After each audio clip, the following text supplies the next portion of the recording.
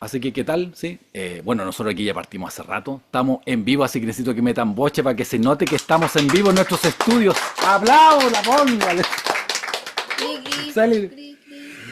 Ya, así que no, si hay gente para que, como digo yo, para que no crean que es una alucinación. Así que ya estamos llegando al final del año, que él lo diría. Que él lo diría pasado demasiado rápido el año, al menos para mí, ¿sí? Yo creo que estoy como con 6 semanas perdidas y que no sé cómo pasaron. Esta semana pasó volando, ¿sí? Volando, volando. Y mientras aquí están pateando todo el equipo, no sé qué les pasó, le pegaron a todos. Hoy día vamos a ver un tema muy interesante, yo creo que les va a gustar, que es el siguiente, ¿sí? Y de estas personas que deberían ser más conocidas, y uno no sabe por qué no, ¿sí? Hablando de gente conocida que uno no sabe que es conocida, un artista chileno urbano está dentro del top 10 de los más reproducidos de Spotify, no tenía la más remota idea. Tiene como 1.3 billones de reproducciones. A uno lo ubicaba, pero hay otros muchachos no lo había visto ni, como dicen por ahí, ni en pelea de perro en la vida, y tiene 1.3 billones de reproducciones. Cosas simpáticas para un país tan chico como somos nosotros. Y hoy día vamos a hablar de un tema de alguien que sube su historia hace no tanto, ¿sí? Y pasa lo siguiente, no sé si alguien conoce Níger, ¿sí? ¿Níger dónde queda? ¿Nigeria? No, no, no Nigeria, Níger. Níger, muy bien, un aplauso, tenemos gente culta aquí. Exporta para allá, mira, si aquí tenemos de todo. Pero es que eso suena como, exporta para allá suena como de James Bond. Así como. Claro, en mi viaje después estuve en Marruecos. Bueno, gracias. Bueno, Níger es un país africano, ¿sí? Y el tema no solamente es que un país africano es uno de los países más pobres de África, ¿sí? O sea, del mundo, y dentro de África es uno de los más pobres, ¿sí? Y sucedió que Níger tuvo una sequía de aproximadamente unos 20 años, ¿sí? Donde quedó muy poco y entre eso y la explotación industrial habían miles, o sea, miles o cientos de hectáreas, ¿sí? Que concretamente no estaban todas desérticas, ¿sí? Lo cual trajo mucha hambruna. Pero hay un tipo, un australiano que se llama Tony Rinaudo, y es australiano, no tiene un nombre muy australiano, pero Tony Rinaudo pasa lo siguiente, pasa que él va, está estudiando en la universidad, conoce a una chica que termina siendo su esposa, va en un viaje y conocen a Níger, y él se va a Níger, eh, concretamente a la región de Sahel, ¿sí? Que queda entre la sabana africana y el Sahara, ¿sí? Absolutamente seco. Y lo que hizo Tony Rinaudo, y por qué vale la pena hablar de él, es porque Tony Rinaudo llegó en los años 80 y él se dedicó a reforestar. El tema es que de primera le fue mal, porque vio que reforestar con el suelo tan dañado era muy difícil. Plantaban cosas, no daban, ¿sí? Entonces el tipo estaba bastante frustrado, pero va y pasa o hace lo siguiente. Eh, lo que hizo Reinaudo fue que pensó en que, bueno, esta cuestión antes estaba verde, ¿sí? Tendría que por alguna razón funcionar. Entonces Reinaudo es un gran innovador porque inventó un sistema de reforestación donde tú no reforestas, no tienes que plantar nada. Lo que hace Rinaudo, y el sistema acá lo tengo anotado, se llama el sistema de regeneración natural asistida, ¿sí? Lo que hace es que anuda el ciclo del agua, ¿sí? En la zona, ¿sí? Toma el ciclo del agua y concretamente empieza a buscar, ocupa las raíces de cosas que estaban taladas pero que ya existen, ¿sí? Empieza a ocupar raíces de cosas que ya estaban. Y lo que pasó es de que después de 20 años Rinaudo ha logrado lo siguiente. Logró duplicar la cantidad de comida del país en 20 años. Em, con su sistema ha logrado que 6 millones de hectáreas se reforesten, sin plantar un árbol, se llama aquí, ¿sí? Creo que la sigla en inglés del sistema se llama RFMN, ¿sí? Una cosa por el estilo. Y eso ha dado vida a más de 240.000 árboles en 20 años. Ha tenido, le dicen, The Forest Maker, le pusieron, ¿sí? El hacedor de bosque. Y Rinaudo ha tenido muchos premios internacionales. Como el mundo tiende a ser injusto, recién hace poco le dieron una charla TED y una charla TED X, cuando deberían ser a mi juicio con ese logro, una charla TED de la, como Dios manda, entre comillas oficiales. Y lo interesante es lo siguiente. ¿Cómo un australiano llegó a Níger? Es porque Tony Rinaudo es misionero.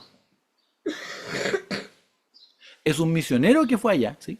Que había estudiado agronomía, ¿sí? Y ve la necesidad de la gente y empieza a dar la batalla ahí, donde nadie lo veía, ¿sí? Donde muy poca gente al principio le importaba, ¿sí? La gente estaba muy frustrada porque había tratado de tener reforestar, pero demoraba mucho. Por lo tanto, todas las iniciativas habían quedado abandonadas en el tiempo. Y gracias a lo que han hecho, pueden buscarlo, googlearlo, es un gran tipo, ¿sí? Un tipo mayor a esta altura. Eh, ha logrado, como se dice, reforestar el país en gran parte, ¿sí? Hay fotos del antes y el después. Se ha demorado su tiempo, se demoró 20 años. Pero se ganó el, ¿cómo se dice? El título del hacedor de bosque, ¿sí? Y si usted ni yo conocíamos la historia, es interesante que a veces hay gente que da batalla, ¿sí? Donde vive, y son importantes, independiente que sean más o menos conocidos. Y de eso vamos a hablar hoy día concretamente. En la Biblia hay una historia, ¿sí? Pues la Biblia, primero que todo, la Biblia no es un libro, la Biblia es una biblioteca. Tiene historia, poesía, arqueología, tiene miles de cosas, ¿sí? Tiene música, tiene salmo, ¿sí? Tiene poesía romántica, tiene absolutamente, diríamos, casi de todo, ¿sí? Es más, unos lingüistas que tienen una charla, pero que son investigadores y que ocupan muchos modelos computacionales, dicen que probablemente la mente humana como la conocemos nosotros, la mente moderna que reflexiona de sí misma, es algo bastante nuevo. Dice que en la antigüedad la gente pensaba de que los espíritus o las voces le hablaban, pero no tenía tanto autoconciencia. Dice que el boom de la autoconciencia históricamente aparece con los griegos, pero que chispazos de eso aparecen en la antigüedad, en el Antiguo Testamento, con los libros proféticos, ¿sí? Porque ahí la gente reflexiona, vuelca el ojo para adentro de lo que estaba pasando, ¿sí? Y también entre medio estarían los otros escritos orientales que también hablan de la reflexión, pero históricamente hablando, hablan de eso. Hay una historia en la Biblia que sale en 2 Samuel 23:11, si alguien está acá la puede buscar, y concretamente habla de Sama, ¿sí? Un nombre oriental. Sama está dentro de los valientes de David, que eran como el, ¿cómo se dice? Los Delta Force, ¿sí? Los comandos de este rey, que cuando él está perseguido fuera de su terreno, recluta tipos que no eran de su pueblo, ¿sí? Algunos dicen que era que simplemente se habían hecho amigos, algunos dicen que era como en el fondo para evitar, si conspiraban contra él, tener gente que fuera fiel y que no dependiera de otros lazos sanguíneos, qué sé yo. Y este tipo se llama Sama, y es interesante porque el verso habla de los valientes de David y los clasifica, ¿sí? Como primera división, segunda división, y lo empieza a clasificar por etapas, y Fórmula 1, Fórmula 2, Fórmula 3. Y sale Sama, pero es interesante que dice que él está dentro de los 3 más importantes, pero su gran logro es una batalla muy pequeña. Y el texto bíblico habla de lo siguiente, ¿sí? Son dos versos. Dice, después de esto fue Sama, hijo de Age, ¿sí? Ararita. De lo que he investigado, era montañés, ¿sí? Era una zona montañosa, bastante campesina. Los filisteos se habían reunido en Lehi, ¿sí? Donde había un pequeño terreno lleno de lentejas y el pueblo había huido delante de los filisteos. Y después el verso dice, él entonces se paró en medio del terreno, lo defendió, mató a los filisteos, porque era una guerra, si no era paintball, eran otros tiempos, diría él, y Jehová le dio una gran victoria. ¿Por qué tema interesante? Los filisteos, muchos dicen que descendían de los cretenses, que descendían de los piratas, ¿sí? Entonces venían por el Mediterráneo, llegaban y arrasaban, ¿sí? Es más, la otra vez vi la portada de un libro que decía, se va por el lado de que esta es la mejor época de la historia, porque si empezáis a revisar la historia para atrás, dice que nunca había épocas buenas, o que esta teóricamente sería la menos mala para cómo la gente vivía antes, ¿no? Que a veces uno romantizamos el pasado. Es interesante porque Sama a lo que se dedica es a luchar por algo que es pequeño. Es un campo de lentejas, dice que es un campo pequeño, ¿sí? Ahora, ¿por qué está la intención del relato? Nosotros podemos intuir. Porque hay varios temas que son interesantes. Uno, es un guerrero que se hace el nombre defendiendo algo chico. Algo que es importante. O sea, pensemos, en una guerra, ¿qué tan importante un campo de lentejas? Chico. Nada, es importante para la gente que vive ahí. Está pensando localmente, no globalmente. Y a nosotros nos gusta siempre pensar global, ¿sí? Somos una generación, dijo alguien, de activismo de sillón. Que queremos cambiar el mundo, pero a veces nos cuesta como actuar en lo local, ¿sí? Y ahí ocurre otro tema que es interesante. La lenteja aparece en la Biblia, pero en general es un símbolo de humildad y de sencillez. Es un grano que era importante, pero no era el más caro, no era el más cotizado, ¿sí? Hasta el día de hoy las lentejas, bueno, ahora con la crisis alimentaria que hay, o que va a seguir habiendo, va a subir de precio. Pero ¿se acuerdan que antes donar un kilo de lenteja era casi como donar un kilo de sal? O sea, era lo más barato que había. ¿Sí? Entonces, la lenteja es un símbolo de sencillez, de humildad, de simpleza, de que no es algo glamoroso, ¿sí? Es un tipo que es pueblerino, que vive entre medio de las montañas, pero que lucha por algo que es importante para él y para su gente, independiente que se sepa más allá. Es una batalla chica dentro de una guerra grande, pero para ese lugar y para ese pueblo es importante. Y el tema que vamos a hablar hoy día es de que uno necesita pelear bien batallas pequeñas.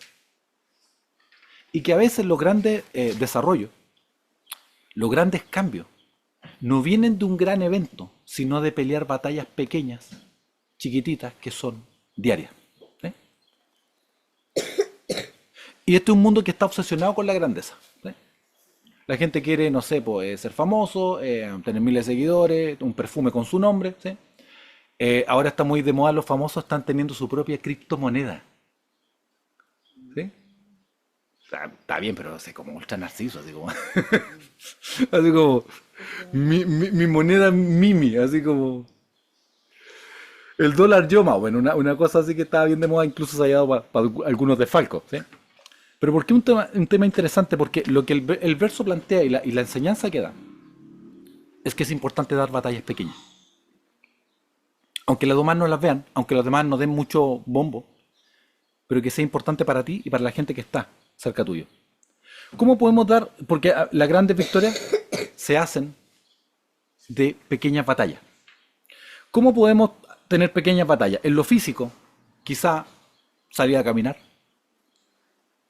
hacer ejercicio, un poquito, ¿sí? Un cigarro menos, una vuelta a la cuadra más. Son pequeñas batallas. Esas cosas que cuestan, que no son tan grandes, pero que cuesta hacer, ¿sí? En la nutrición podría ser comer un poco menos o comer más sano, ¿sí? Podría ser en lo financiero gastar un poco menos, ahorrar un poco. Una batalla pequeña. Y hay gente que le cuesta eso, ¿sí? Hay esta investigación de que hay gente que le cuesta el tema de las compras porque libera dopamina. Y a los cuadros de, ¿cómo se dice?, de salud mental que tienen déficit de dopamina, como el déficit de atención u otro, le cuesta eso porque le da satisfacción en el momento, ¿sí? Son más impulsivos para las compras que otros. Y decir esto antes de la Navidad es como un desafío, porque es la época del consumismo. En lo familiar, una batalla pequeña puede ser una conversación más con tu hijo, ¿sí? Dar un paseo más, salir a caminar con él. Apagar la tele y conversar con tu esposa. Que en la comida familiar apagar la tele y que conversemos un poco, ¿sí? Es apartar un poquito de tiempo, ¿sí? En salud mental podría ser salir a dar un paseo, ¿sí? Romper patrones, levantarse la cama, en el caso de algunas personas, ya es un gran logro. En el egoísmo, ¿sí? Hacer algo por otro, llamar a alguien, ¿sí? Siempre, ¡uy! Tú no se pilla, si yo te iba a llamar, mentiroso grande, a veces no, o a veces uno tuvo la intención y a veces no. Pero bueno, anda y llámalo, ¿sí? Manda un mensaje, anima a alguien, ¿por qué no? Porque estamos demasiado centrados en nosotros. Y lo más importante, desde la visión nuestra, en lo espiritual, lo misional, hablar de otros, compartir la fe, animar a otros, ser un ejemplo, luchar por lo justo. Luchar por lo justo. Y esto es un tema que es interesante, mucha gente no sabe. El feminismo, yo no comulgo con el feminismo de tercera y cuarta ola, ¿sí? Por sus presupuestos filosóficos que creo que son, perdón que lo diga, mejor ponerse, como dijo alguien, rojo una vez que vivir colorado, porque encuentro que sus presupuestos filosóficos son muy malos. Yo no comulgo con ellos. Pero en igualdad de derechos, que es el primer feminismo, que es el sufragismo, hay un montón de mujeres cristianas que lucharon por eso. Y que se basaron en lo que estaba escrito y decían, ¿cómo puede ser que Jesús le predicaba a los hombres y a las mujeres juntos y nosotros no podemos votar? Y creo que tiene todo el sentido del mundo. Igualdad de derechos, yo marcho por eso. Lo que tengo esposa, que tengo hija, que ganen lo mismo que uno por el mismo cargo, total y absolutamente de acuerdo, ¿sí? Pero es interesante dar la lucha donde uno está. Acá en Chile pasó con este tema de los 33 mineros, que el que más dio ánimo, el que más mantuvo la moral, era alguien cristiano que era pastor.